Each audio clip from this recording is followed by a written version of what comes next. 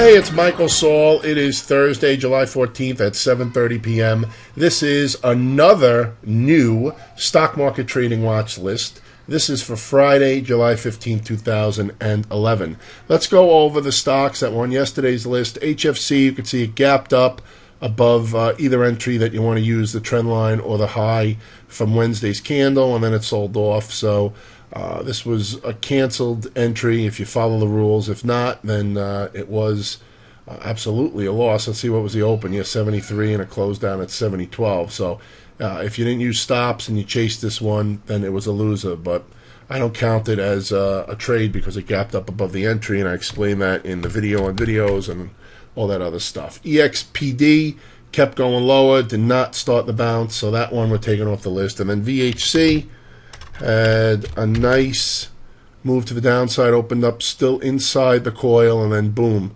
triggered outside the coil, got a nice range expansion. So if you took VHC and HFC, should have came out ahead because this one's half the price.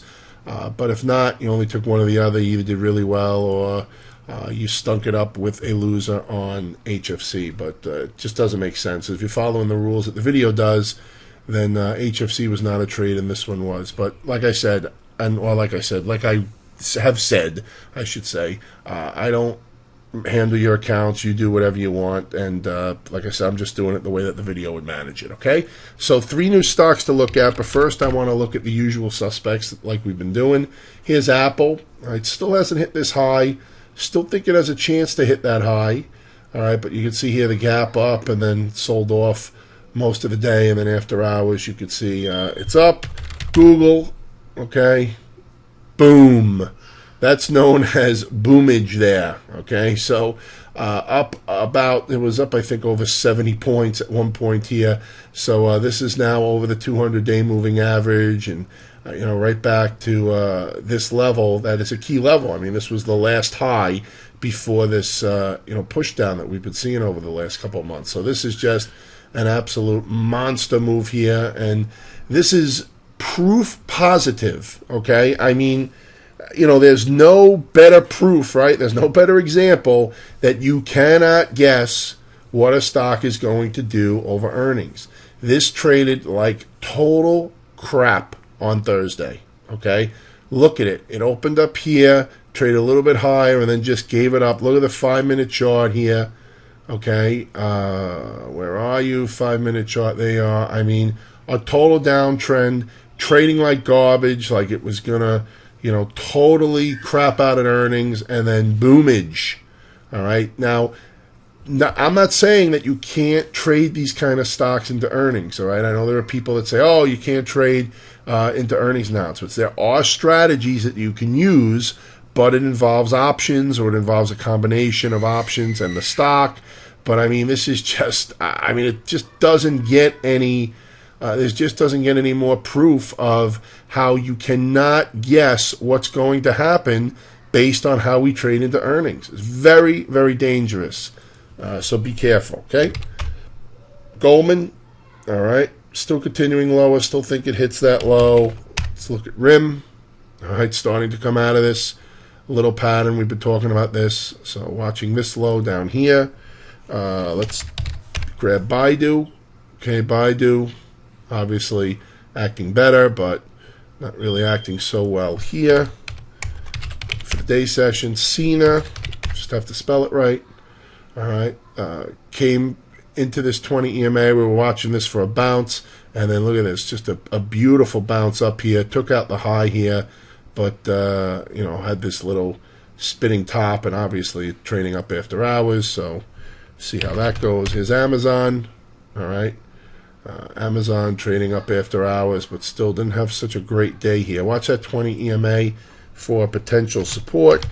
Let's look at Netflix. All right, Netflix down on the session, not seeing that much of a bounce after hours, but watch this 20 EMA down here. All right, also lines up with this last resistance point that can now be considered potential support. Right, old resistance becomes new support. Here's gold, still heading to our target. That target is up here at 156.57. It got to 155.24. Let's look what silver did. Okay, a little bit of follow through early, but could not hold. So just watch that, because that's showing that silver is not holding on to its strength here, not holding on to the initial buying strength. So something to pay attention to there. And let's look at the three new stocks. First is Win. Win is holding up very, very nicely compared to the S&P. The S&P's been dipping, and even though these had some red bars, still going sideways. So if this thing can get cranking, okay, and if we can get a bounce in the overall market, and especially in the casinos or this one, I mean, you're looking right here at a breakout. This could go to 175 as a first target from here. Here's MLI. This is an interesting stock here. All right. Look what it's doing here. It had this rip up to the upside, and now it's forming these little consolidation bars, these little small consolidation bars. So that's definitely a pattern to watch, and I'd be watching this for a potential pull-in here.